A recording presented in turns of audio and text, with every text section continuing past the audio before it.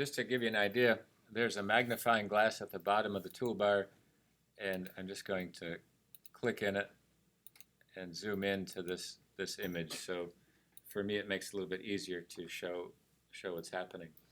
You have a ruler up at the top and the left side, the vertical, and the top horizontal. So you can drag a ruler guide and place it on top, and it's a non-printing piece, but it just allows you to set some parameters for it.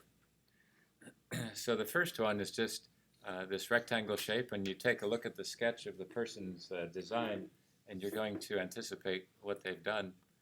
So the rectangle shape has a highlighter, a flyout box. Everything that has this little arrow to it is going to come across. I think I just popped off your screen, did I? No, I'm okay.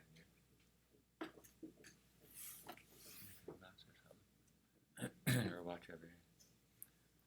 So this rectangle toolbox that comes across is going to allow me to draw this. So right now I have the fill at black and the stroke is at none, just to show it to you. And I put those two ruler guides, so it builds this part up. Within these images, just like you guys like all the games and everything, every icon does something. So this double-headed arrow, we'll flip it across so you can see that it doesn't have a fill right now, but it does have the stroke. So I'm just going to switch it back just so you can see it. I'm going to take the selection tool, which is the arrow, and hold the option key down and duplicate it.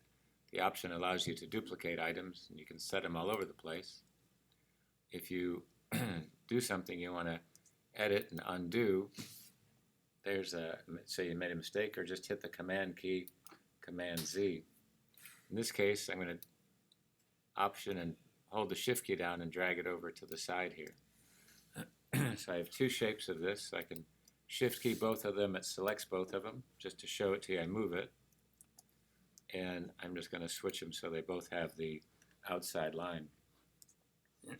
Outside line is called the stroke. Under the window shows all the palettes. So when you click on it, there's the stroke palette. So I'll set that up here. And all the palettes have a selection, a sub-selection that you can pick on to show the options. So all the options will pop down. This allows you to change the width of the stroke and also the placement. This means that it's going to be either on the center, on the inside of the selection, or the outside. So I'm just going to click on the inside, and there's the center piece. So I'll make it a little bit smaller. This part that has the shape, when you click on it, there's a piece on the end called a window shade. I'm just going to click on that, and that brings all the tools out so you can see all of them and what goes on in that one tool that's selected. The next tool is the pen tool. I'll do the same with that. I'll just come out and take these two icons and just set them over here so you can see them. And the pen tool does the same thing. It just, when you click on it, it's like connecting the dots, so it's making shapes like this. So when I take a look at this selection here, I'm just going to move this across and click these points. As long as you don't move the mouse, just click and click at the end one. Here's the selection tool again. It's 3 points, which is the measure of the thickness of that line. And I'm just going to click on it and switch it so now it's a solid black piece right there.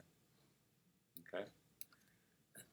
The B is going to be pretty hard because you're looking at the drawing and trying to anticipate what they wanted to have happen. So I'm going to take the pen tool and click right at the end point here and zoom in. And while I have this pen tool selected, I can hold the space bar down and it turns into a hand that I can move up to the top here. Now this part is going to be where you set a curve point. So the pen tool, when you do a curve, you click on this end and these two handles come out. And you can see the shape of it there. It's solid. And I come back to the end point here, and you can see it makes a solid shape. It's just filled in a curved shape. So I'm going to switch it so it's just the stroke. And come back here and click and drag these handles out to get that piece. You can still, while you have the mouse held down, move the handle, and the point will move with it. Shift key will keep this straight up and down, and now I can click and end this right at the back side to it.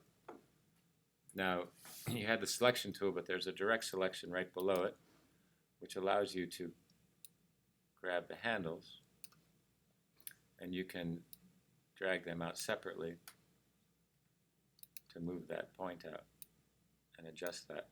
So that becomes that. So I'm looking at the drawing they did, trying to create what they've done based off of this illustration. That's why your final illustration is trying to make it the most and the cleanest one that you have.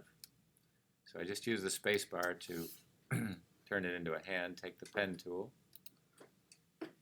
and I have the pen tool selected, so there's a command key I click and click off of everything just to deselect everything. And I'm going to try creating the second part. So again, if you can always just adjust it by clicking and dragging the curve. It shows that curve across the way, and builds it up like this. I'm just going to move the mouse and switch this over so the color goes there. It is a curved point is what they call this, so I'm just going to click once on the end point. This sets it so it comes out nice and straight and coming across here, and sets that. And now I can click this back. So it's not a perfect drawing. I'm going to try it again, but just to show it to you, that's the section. So the layers, I'm just going to hide the background layer, and that's the logo that came across. Okay. So again, it has that shape, and as you go through this, you'll see, clicking on the arrow keys, all the keystrokes, all the tools have a keystroke that you can use, so you can build that part up. So I'm going to take the pen tool again and just modify this slightly. So I'm just using the shift key to hold the piece going straight. Again, just flipping it so it now has this part. Clicking on the end point to reset it so it's nice and straight. And that'll do the selection piece here. So this also has a keystroke for it as well. Okay, so you deselect it and trying to build this part up. And like I said, if you haven't used Illustrator yet, it just takes a little getting used to, so you'll be fine. Building that part up. And there you go. So that's the first graphic that you see. Then once you have it, I'll take off these pieces. Don't want this one.